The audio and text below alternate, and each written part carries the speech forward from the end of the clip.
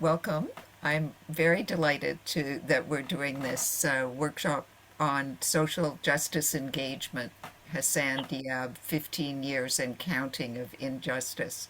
I'm welcoming you to the World Unity Week Zoom room, multi-Zoom room conference, and this particular room is called Unitive Justice. And what we're exploring is unitive justice seems like a new idea, at least it is for me. And so this week we're having different workshops to allow us to explore what justice is and how is justice evolving, or is it? Maybe not. And can we be moving to a unitive justice, which would be based on a story of oneness rather than separation? So I'm very happy to welcome and thank you, the three presenters today. So Bessa Whitmore is a professor emerita of the School of Social Work at Carleton University, and she's been an active member of the Hassan Diab Support Committee for over 10 years. We're going to learn more about Hassan Diab and why they've been such active teams. Joe Wood is a retired professor of psychology at Carleton University and a longtime member of the Hassan Diab Support Committee, so probably close to the 15 years, 15 I think. years, yeah.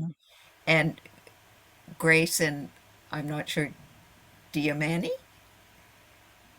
Is that That's good? correct.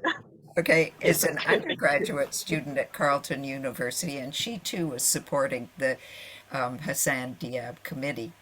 Now, what I wondered is in whether you wanted me to actually speak about Hassan Diab, his bio, which you sent, or are you giving that in the talk, in the slides? What do you think? I'm going to just mute because of the phone ringing.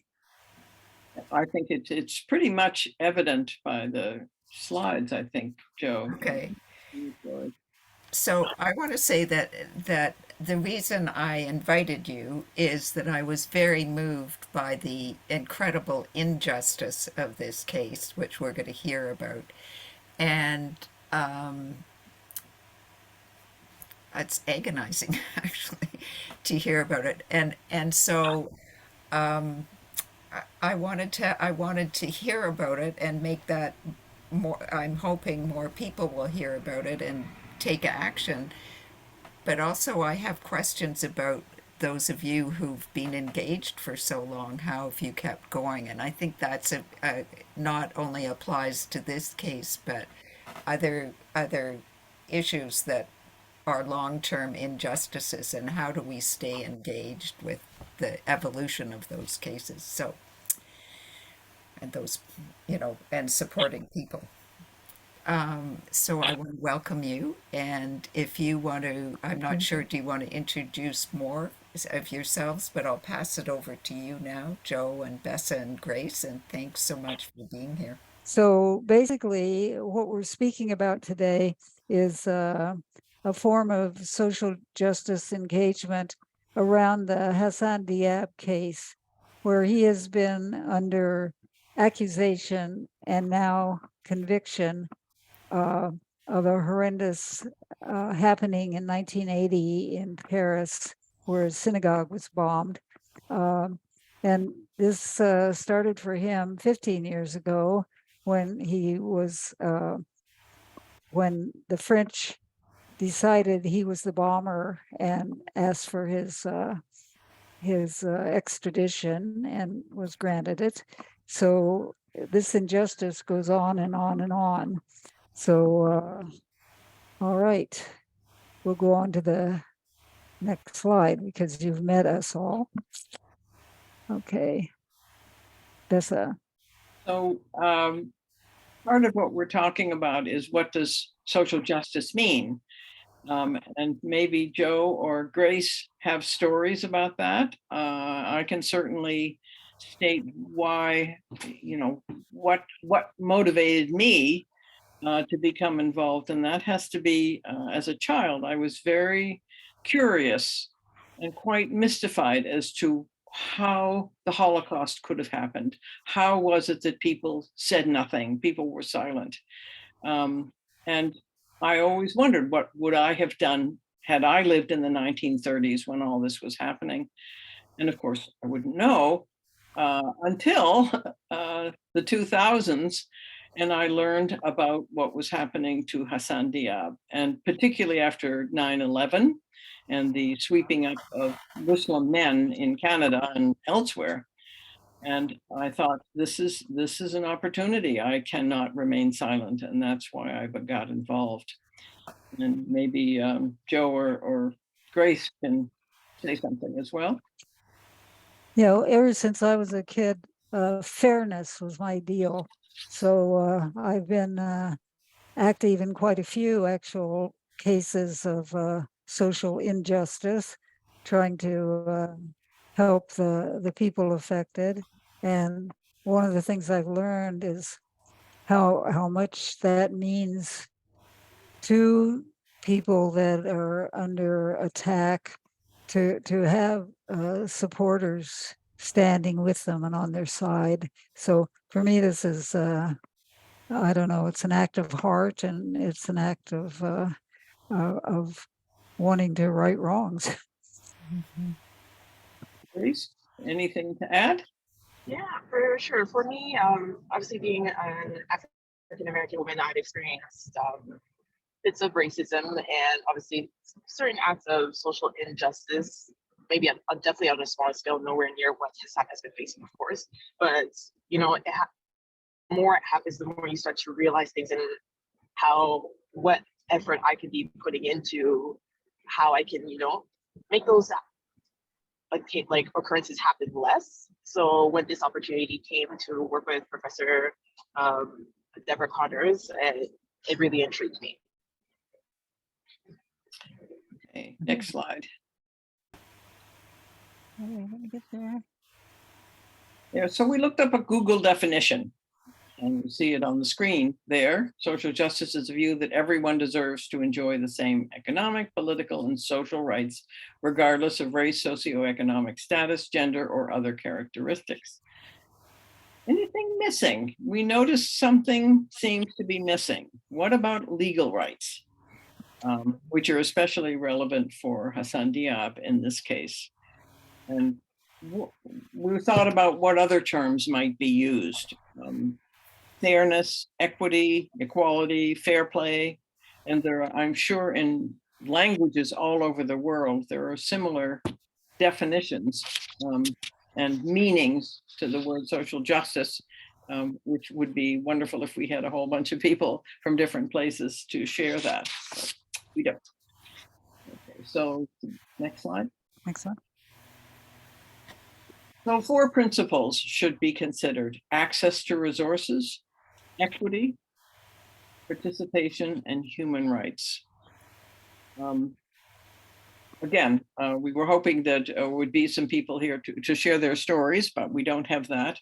So asking about a time or a situation when all of these principles were present and social justice was achieved.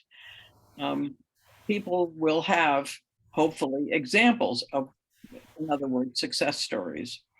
And then of a time when there was not present. Either one of you want to comment on that, Grace or Diane or Joe? Well, I'm wondering if actually somebody could tell us of a success story just to tweak that. It gets us thinking where all 4 of the principles are there.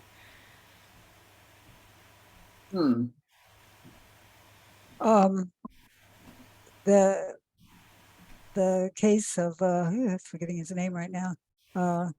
He one of the men who was tortured in one of the Middle Eastern countries because they thought he was selling terrorist goods.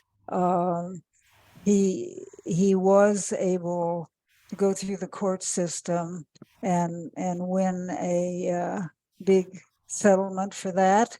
largely through the work and help of support groups like the one we have for Hassan. I'll think of his Mayor name in 2 Harrar, seconds. that's your I'm mayor. not thinking of Mayor, but he's another case that, but the thing is, when somebody's been through something like that, they never, no matter how much money they're given, it's done something to them, like I think Mayor, he lost his ability to do the kind of research he likes to do because nobody would quite trust him, it was just those kind of things. So in the case of these terrorist cases, I don't really think you can stop them from losing more and help them regain their lives, but there's so much loss over years, like Hassan being in prison for more than 3 years. What's ever make up for 3 years of not being with his young kids, It just doesn't happen. So I'd like to be really, really optimistic, and I'm sure there are some very optimistic cases, but in these various cases of persecution of innocence, there's always a loss. So when you say access to resources, I presume legal resources would be one, money then, having And finance. you've got to get access to people in the press who will help you change the narrative. Like at first, everybody believed Hassan was guilty, and it was through finding uh, different journalists who would look at the case more realistically and report on it that we gradually began to change it around where most people now think he's innocent, except Wow, for the French. so that's interesting. There's the narrative, right? That Yeah. switch in narrative. So, and equity, I think equity is an interesting topic because sometimes there's a confusion between equity and equality. And I'm wondering, in terms of a case like this, where does equity fit in? Well, certainly that he should be seen as have equal justice before the law. That to me is the most important thing. Okay.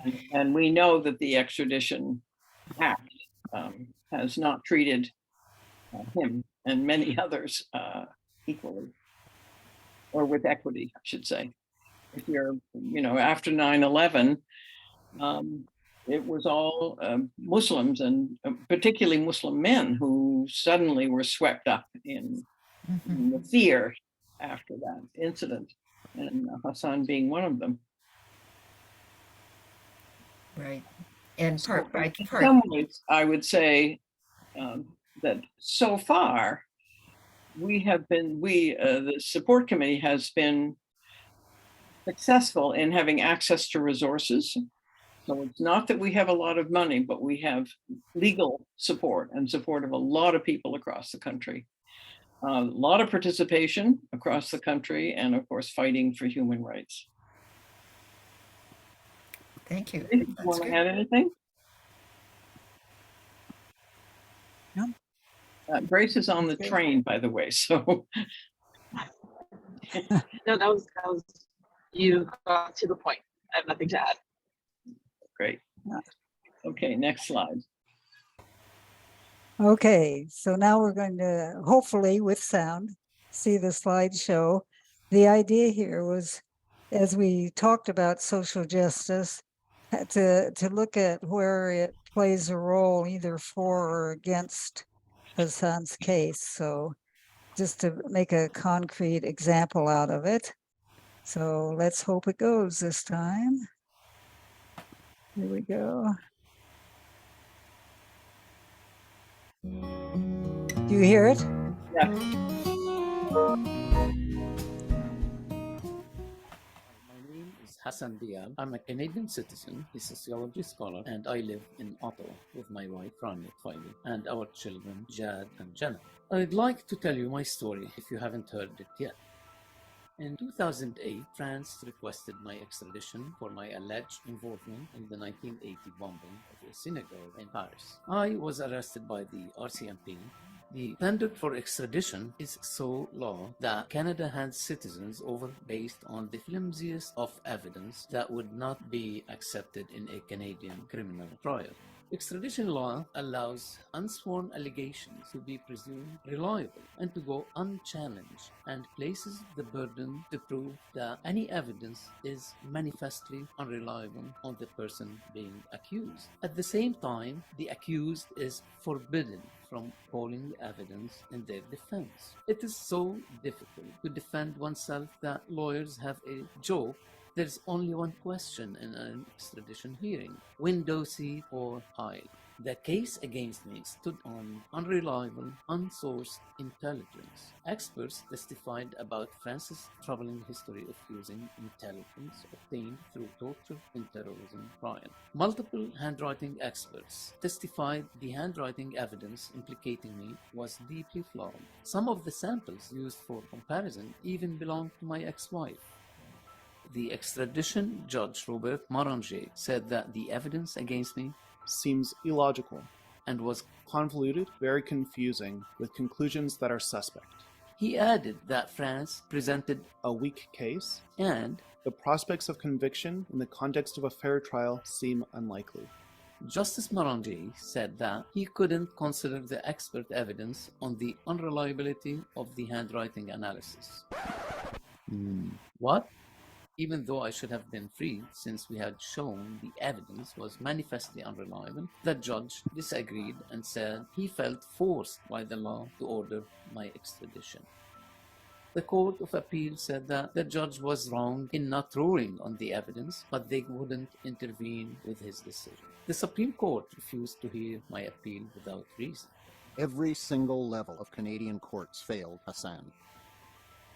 The next day, I was extradited to France. Although my daughter and I were promised that we could see my husband before he was extradited, they moved him very early in the morning and we were unable to say goodbye or bring him money or clothes.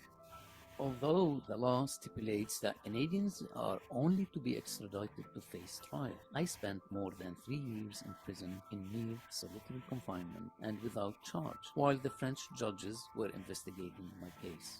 The French investigative judges found that the fingerprint comparison was a key reason to release me. They described the unsourced intelligence as full of contradictions and inaccuracies, and they verified that I was not even in France when the bombing occurred. The judges ordered my release 8 times, but the prosecutors blocked it every single time. The investigative judges finally closed their investigation with no charges, so I was released and returned to Canada in January 2018. The French prosecutors have appealed this decision. I was finally reunited with my family, including my son, who was born while I was detained in France. I missed the first 3 years of his life. My dad died a few months before my release. He would never know that I would ever be free. I want to thank my wife Rania, the Hassan Diab Support Committee, my lawyers, and all the people who have supported me over the years, without whom I wouldn't be back home today. But the fight is not over.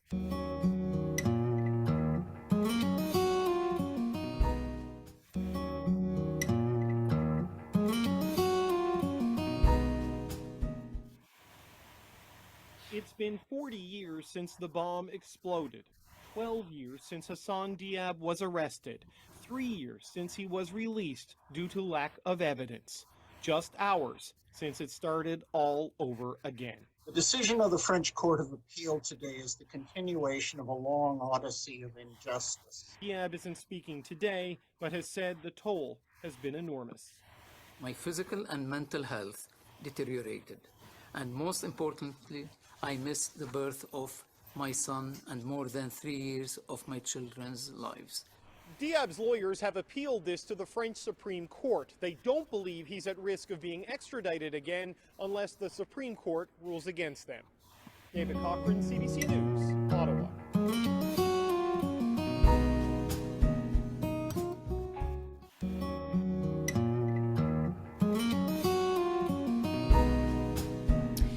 We're getting reaction now to the breaking news that Professor Hassan Diab, Lebanese-Canadian Professor Hassan Diab, will be required to stand trial in France. Just in, the support committee for Hassan Diab has released a scathing statement on the court decision, saying the court misrepresented evidence, misstated facts, and engaged in troubling analysis based on unfounded speculation. Diab's lawyer in Canada, Don Bain, also included a statement saying the travesty of justice continues despite clear evidence of Diab's innocence. He says this shows how political pressure trumps justice and calls on Canada's Prime Minister to put an end to what he calls a miscarriage of justice.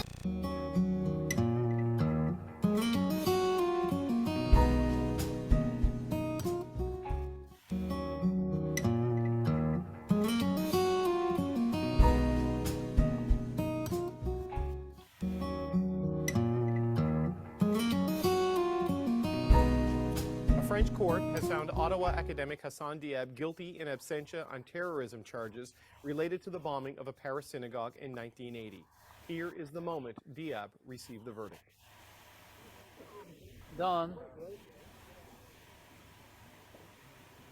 I can't imagine like going through this over and over and over as if it's, you know, condemned by the god Zeus, you know, to roll the thing up for eternity. That's what I feel.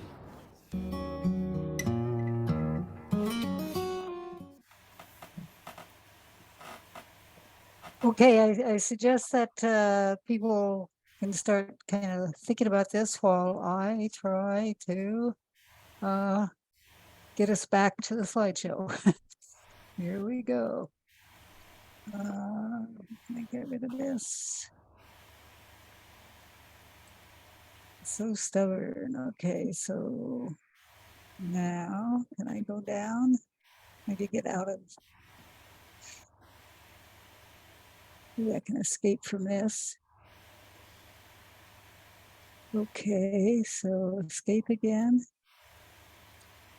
I don't want to touch that. How can I get away? We'll go back here.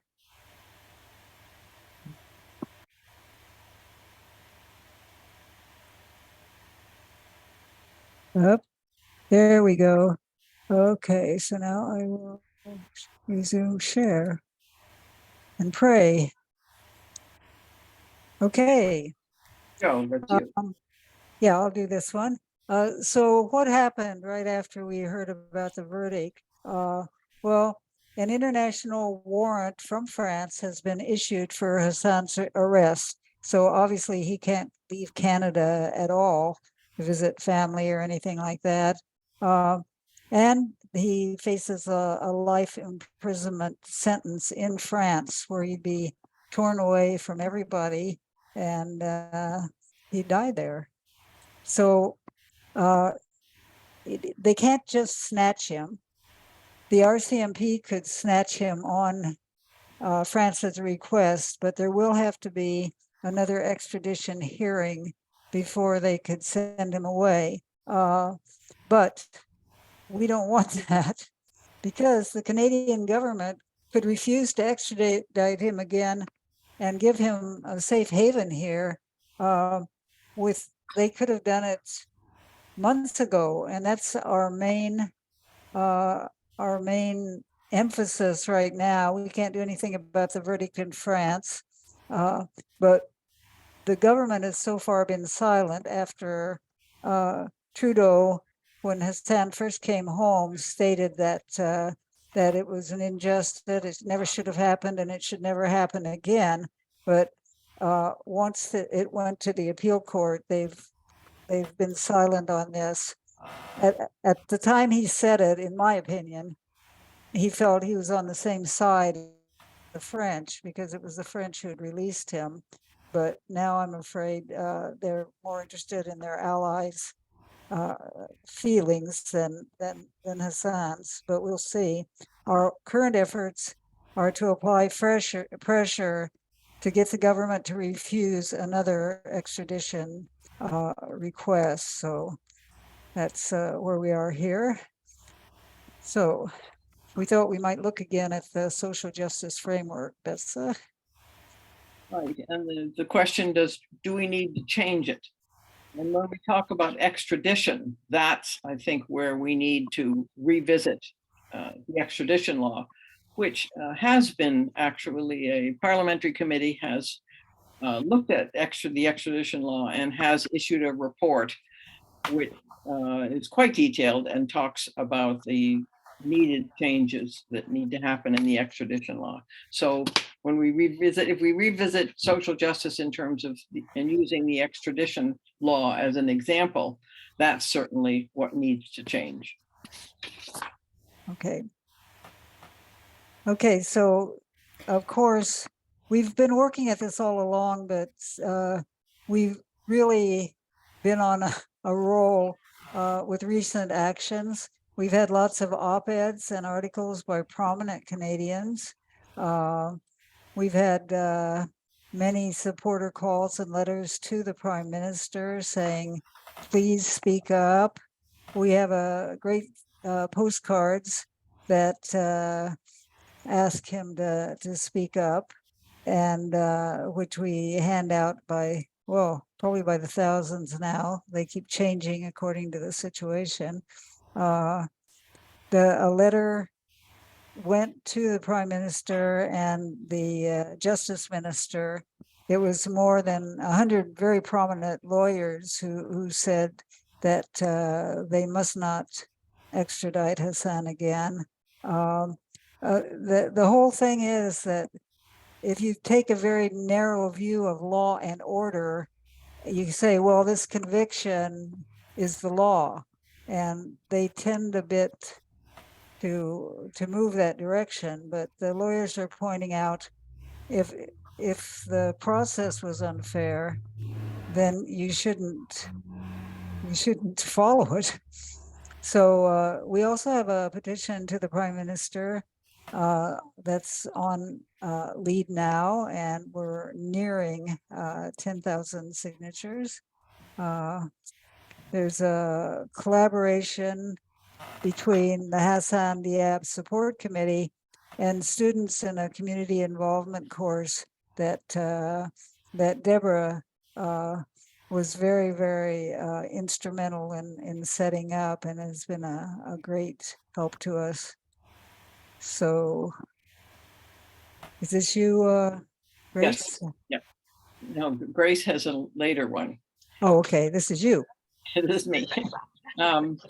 So the courses are at Carleton University, and they're called Community Engaged Sociology, and they're fourth year undergraduate 1 semester courses. And the students are offered options for community-based projects.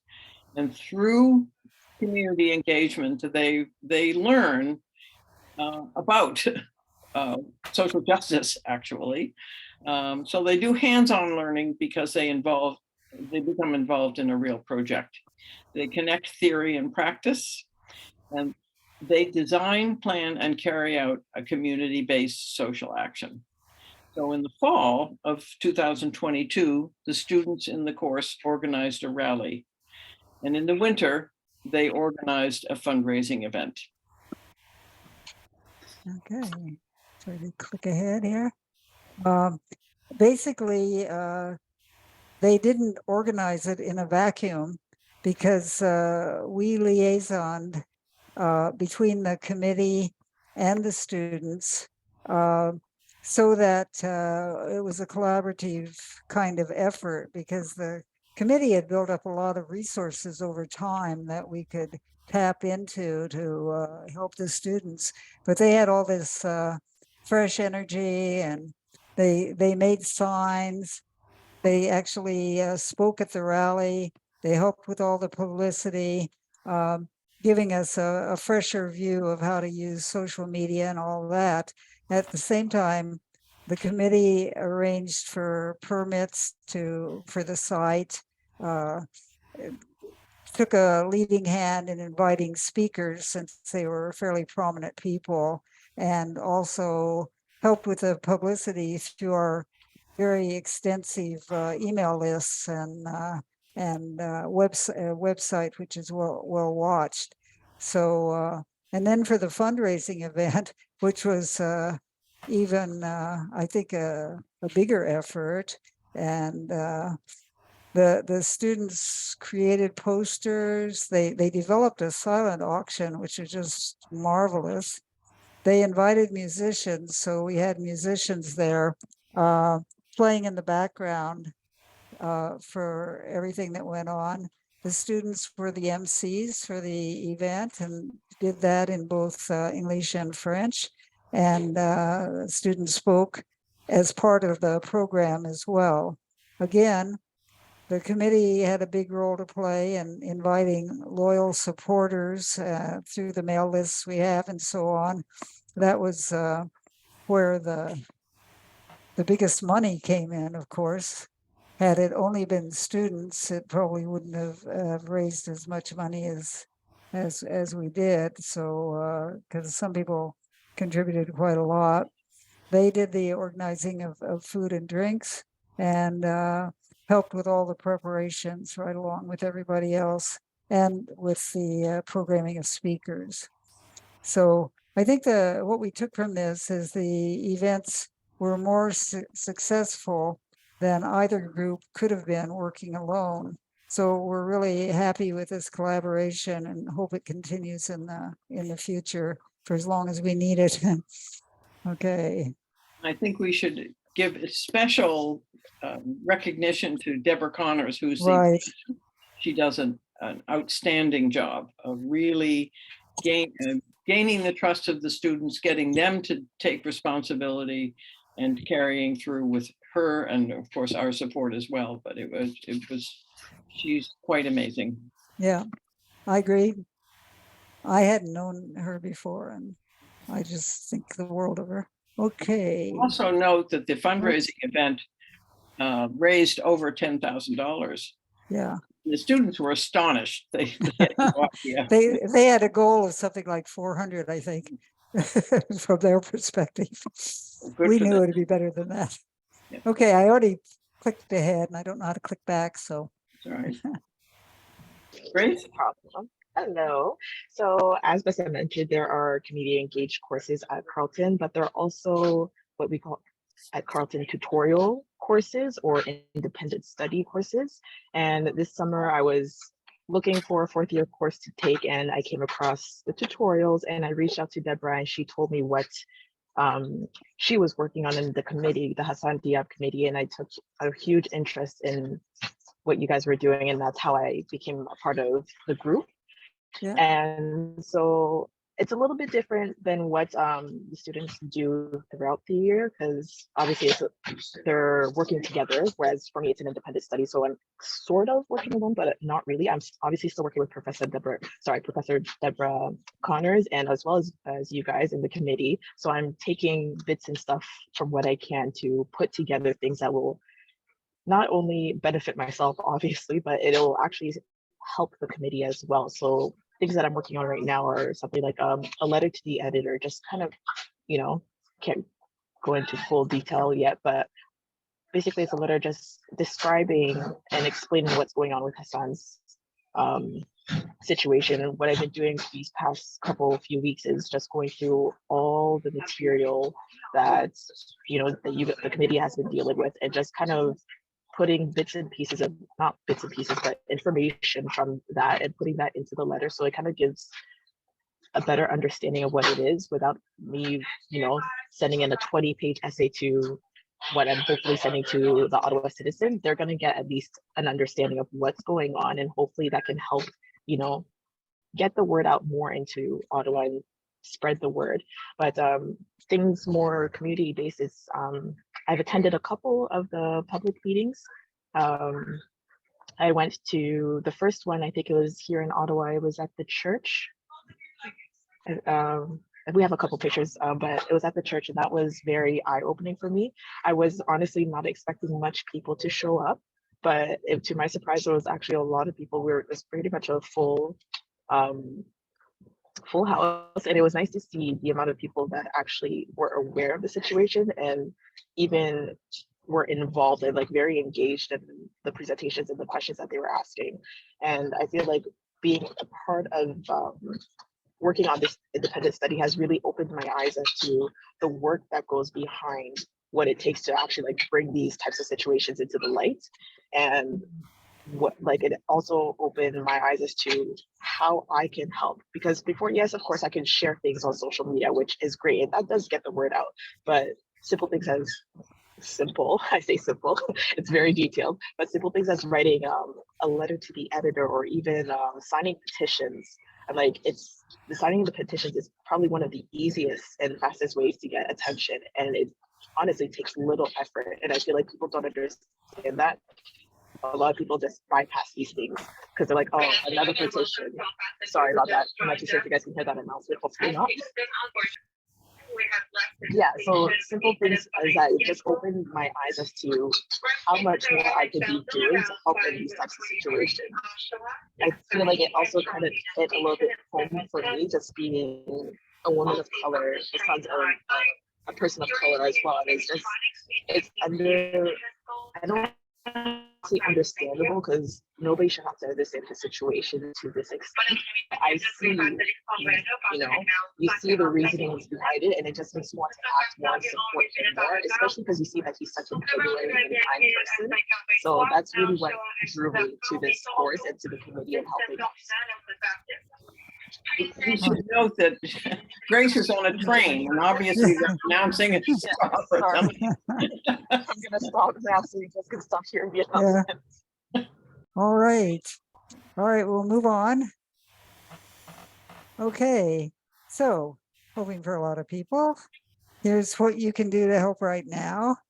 Right now, we're planning this week to present a petition to the Prime Minister that we had on Lead Now to tell him that Hassan, that he should not allow Hassan to be extradited again.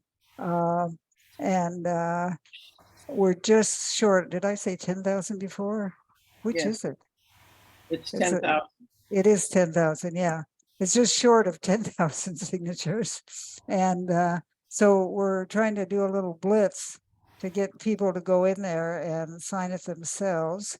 So if you have your cameras, you can just point at this little QR code below and it will take you right to the petition so you can sign it. And you can also send the URL to friends who are interested in social justice. We're basically, when you add in the French signatures, we're 250 short of 10,000. So yeah, so that's a little something. And the last thing is that there are many, many suggestions at the Justice for Hassan Diab website. And if people want to go there, they can see some of the suggestions, even right on the front page. And there's lots of resources for learning more about the situation. You can also sign up for their emails that come out regularly. What do they call the emails? I've forgotten now. Anyways, they have, you can stay in touch with the thing. Usually, sometimes it's once a month. Sometimes when more is going on, it'll be every week or 2 weeks that the little I guess they're not email, e-bulletins come out. Yeah, that's what they're called. Anyway, I think that's it for us. I'm just gonna see if I can quickly, and I might not be able to, pop back to, yes, I can. Whoops. All right. I just accidentally, I was just gonna go back to a couple of pictures, but that's not really important. Anyway, that's it. Thanks for listening. Of updates. Right now, Parliament is about to rise at the end of this week. So we're trying very hard to get the Prime Minister to actually honor his words. When he said in 2018, when Hassan was released and came back to Canada, he said, what happened to Hassan Diab should never have happened and should not happen again. And he said that. So we use those words a lot. We're downtown twice a week now with big banners and handouts, trying to get people to sign the petition, to call the Prime Minister's office and get him to honor these words. We don't know what he will do. We're suspecting that he may wait until things calm down in the summer. He's under a great deal of pressure from us, but also from those who want him extradited, including France. So there's a tremendous amount of pressure on him, political pressure, to do something. Our pressure is to get him to say, I will not, Canada will not extradite Hassan Diab, period. And that ends the case. We're hoping that will happen. I think one of the things interesting about the extradition is that France said no to Canada recently. And so there is that example, and that was Canada asked for the extradition of wasn't it a Priest. priest who was Yeah. abused? A priest abused innocent children, yeah.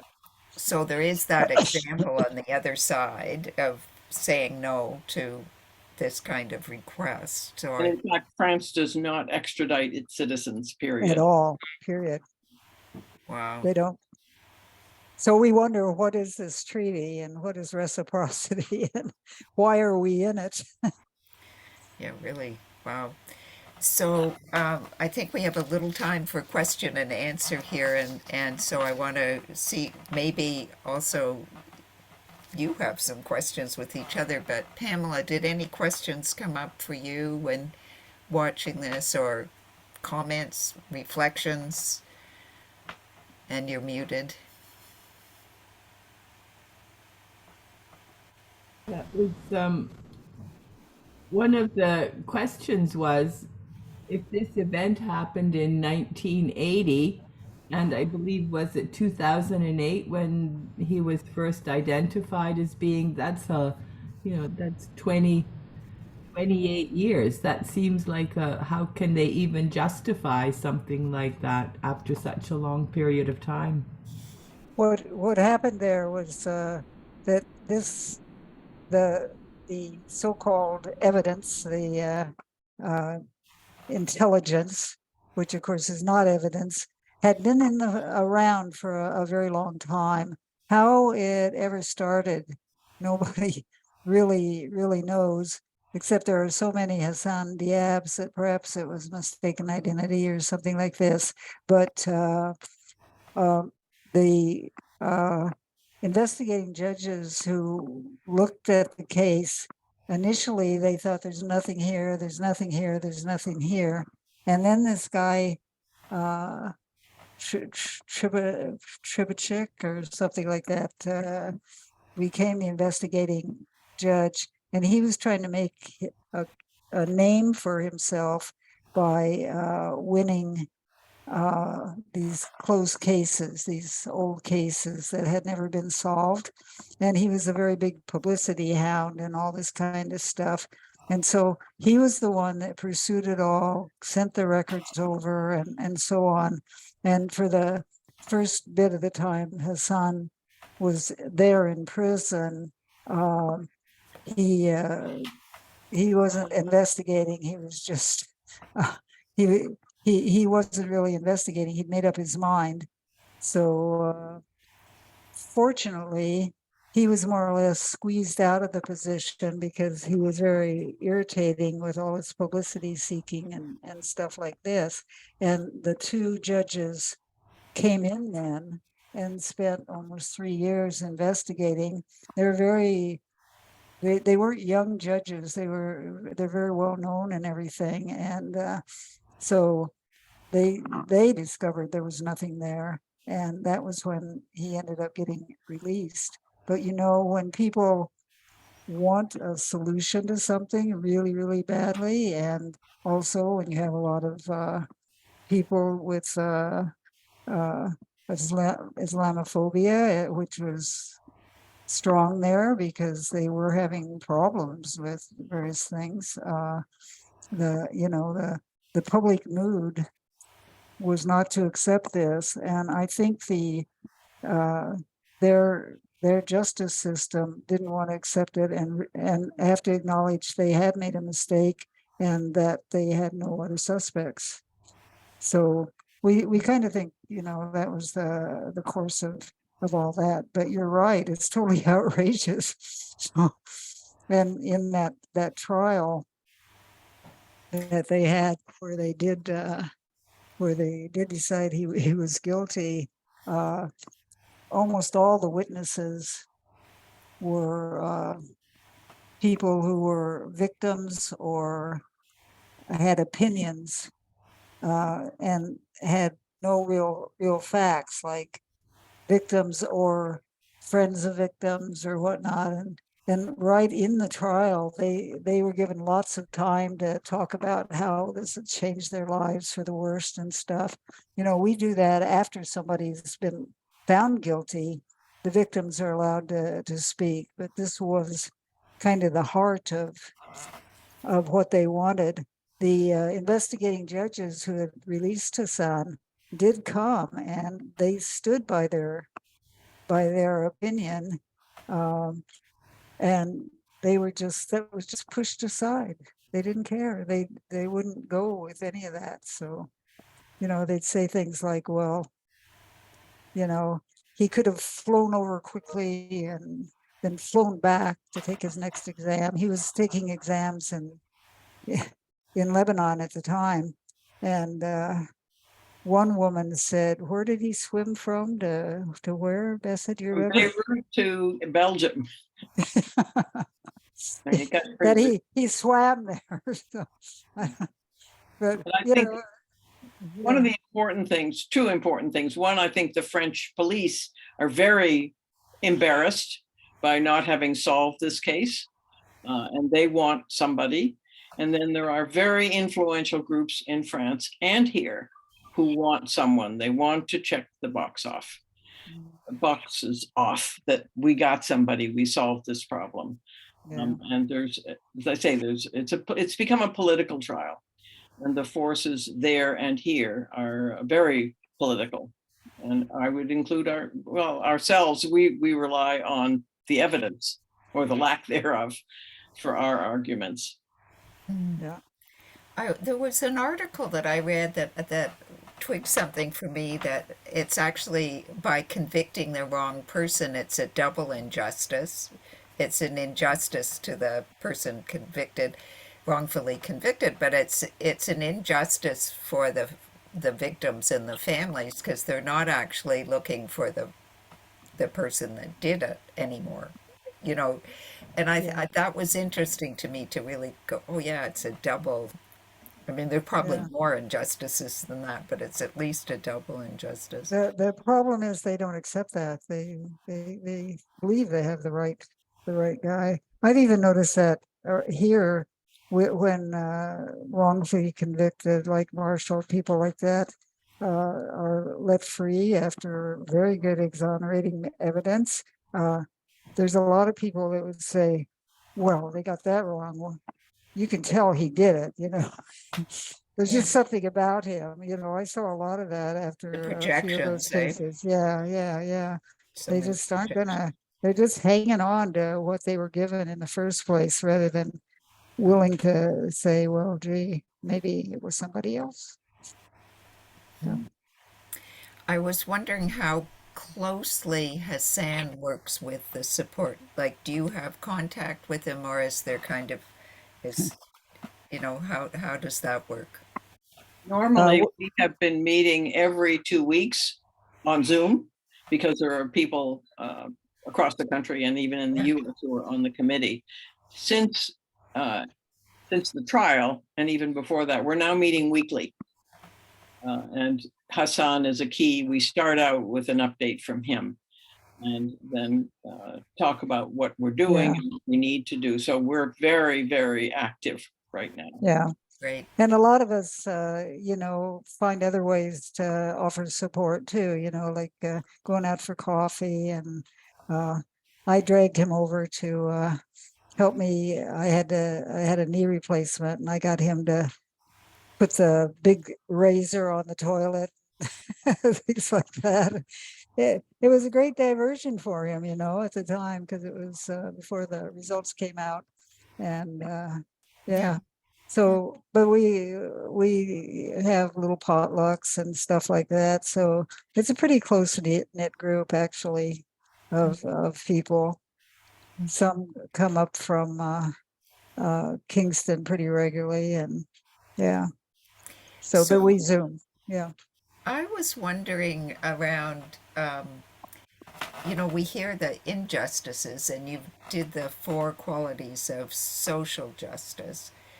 Is there anything that in all your learnings of working with this, of if justice itself were to evolve, not just social justice, but how we see what justice is there learnings from what you've been doing that you could, if we dreamed big, okay, or dreamt, what would the evolution of justice look like? Not just social justice, though. Justice is much bigger than, and even in your social justice, you're talking about criminal law, civil law, Citizen, yeah. citizens, there are many forms that are within what you're working with. But anyway, that's my question. It's like, okay, what could we dream where justice could evolve to? For me, Grace. I feel like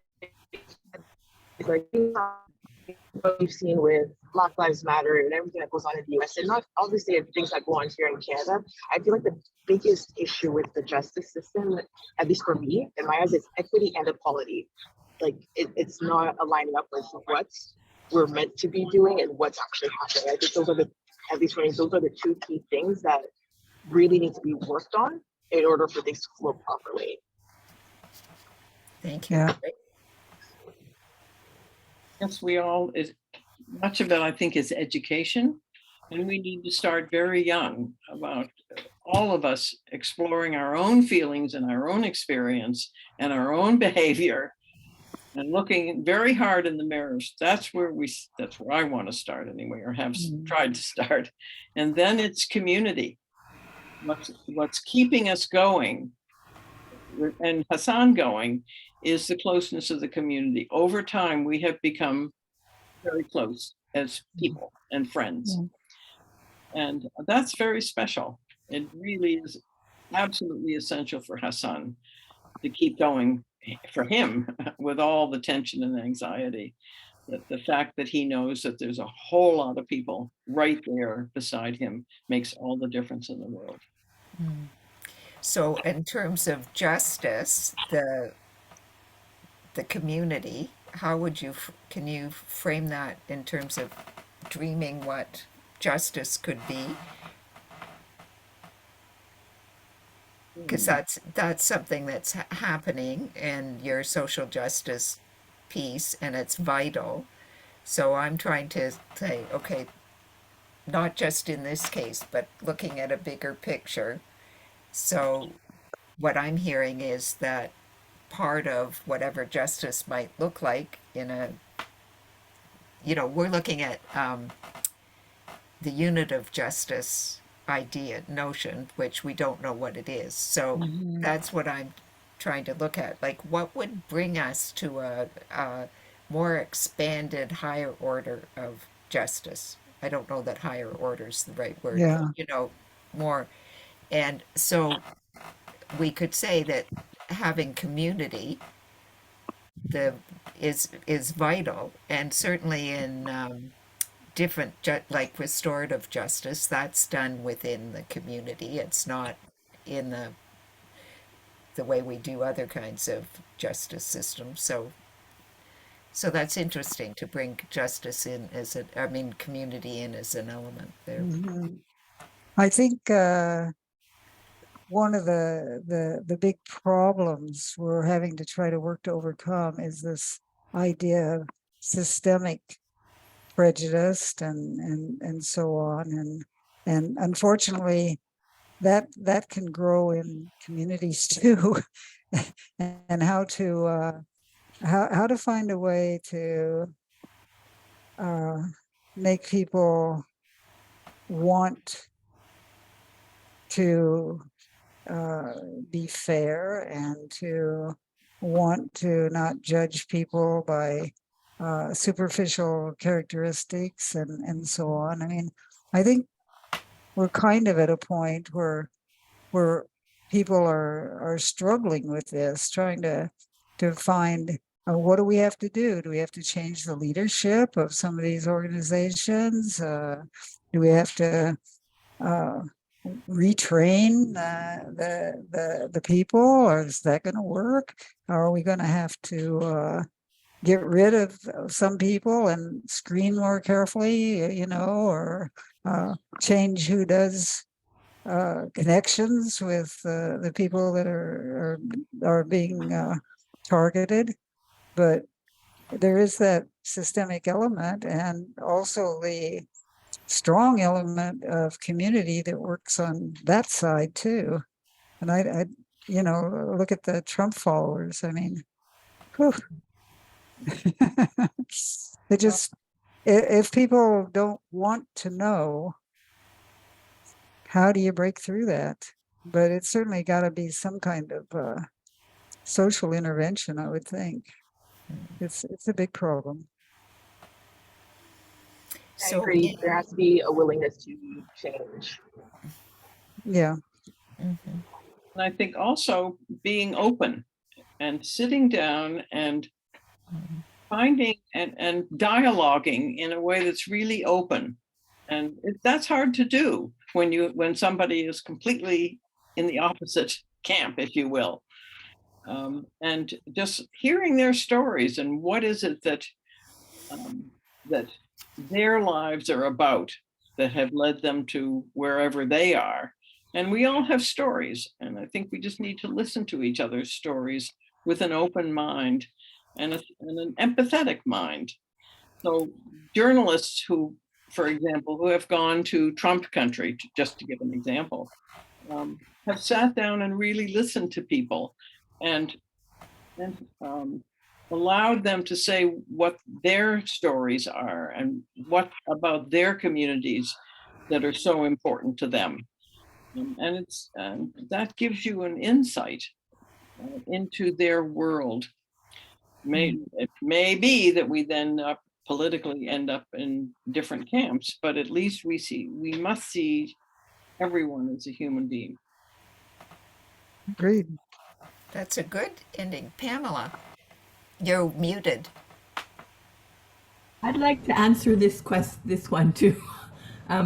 I went to the presentation in May for Hassan Diab, where I think I might have met all of you there. And I certainly remember, Grace, you were taking the cards, the little notes that we wrote. And yeah. And I went to that and I heard, for me, there's every country has structural elements in terms of the legal system that cause problems. And so I heard about the structural element in France is that the way they use intelligence data led to some of the problems that caused Hassan Diab to be seen as the person who committed the crime. And so simply by doing surveys of really well done surveys of every country, you'd have a nice list, country per country per country, of the structural elements in every country's legal system that need to be changed. And then, of course, the problem then is, as Grace said, willingness to change, and as Bessa said, open-mindedness. And it's those kinds of questions. But to actually get the data is the easy thing in theory. All right. So, any final comments before we complete today? No, we appreciate the opportunity and hope that people who will listen to this will learn something they didn't know, and help us out. And if not us, someone else who is also being discriminated against in whatever way. Yeah. Thank you. Not be silent. That's Pamela, will you put in the links for this again? Well, I want to thank each of you for the work you've done for such a long time on behalf of Hassan, and also the work that you did for this presentation to be ready and share the update so that we know what's happening, at least until we're speaking on June 19th, 2023. So, Yeah. and I pray that Prime Minister Trudeau and whoever else needs to hears the cry, the petitions. Yeah. and to honor his words. And to honor his words. So wouldn't that be good? So I'm going to close with just saying that this is part of World Unity Week and the Unitive Justice room, and we have several other activities occurring that I want to just quickly mention. Tomorrow we're doing one on Unitive Justice, actually exploring its relationship with different kinds of justice, like social justice, restorative justice, etc., using a embodied experiential process called constellation work. And we're doing another one on Friday on the archetypes of justice and what messages they have for us, because there's a long history of symbol and archetypes that we actually most of us carry. We were talking earlier today about, the statue with justice is blind, which, we is a symbol but isn't actually functioning at the moment. So we're going to look at the archetypes of justice, and there are other conversations happening, one by a woman named Hasina Patel, and she's writing a book called The Truth Walker, and she's from South Africa, so I'm interested in what she brings with truth and justice. And then a woman from Lebanon who is Dr. Clate, and she has envisaged a world constitution. So she's looking at governance in a very big picture, and I'm very curious what she's going to present that. So those two are happening on Thursday. So we're just beginning this exploration of justice and unitive justice, and this will be an ongoing process. So I hope you'll keep in touch with us, and we can with you as we explore more and more. What could we be? Yeah. Well, thank you so much, Diana Claire, for organizing this. It was really interesting and thoughtful. Well, thank you. Okay. Be well. Thank you. Yeah. Thank you. Travel well, Grace. Okay. Bye. Bye now. Bye. Bye-bye. Thanks, Grace. Did I? No.